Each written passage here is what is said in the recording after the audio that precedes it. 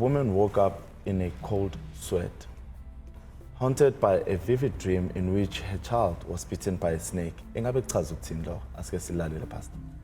Sanibonani morning show. Bengicela ukubuza la kupastor ukuthi kusho ukuthini ngiphuphe umntwana wami alunywa inyoka. Ngabe kusho ukuthini lokho? Hey, pastor, engabe kuchaza ukuthini lo? Njoba sinako ukuveza ukuthi inyoka iba kayi-2. Iyavela njengedlozi, njengethongo noma singathi ke njengesitha, uyabona. Shuthi ke kungaba kayi-2 kufanele sibheke ukuthi imluma kuphi lenyoka ngoba ngenzeka mthothi mhlawumbe iyamluma lenyoka kukhomba isitha, yabo?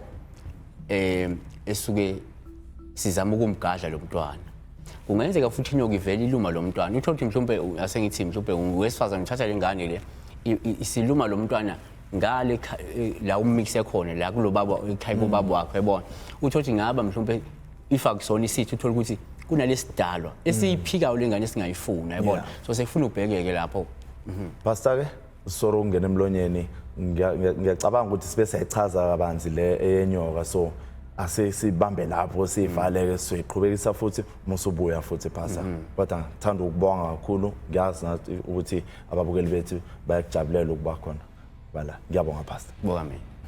Well, TMS family, thank you once again to Pastor Weningi. Hlala nathi ungayindawo uhosi uyangena ngeindaba zalandela.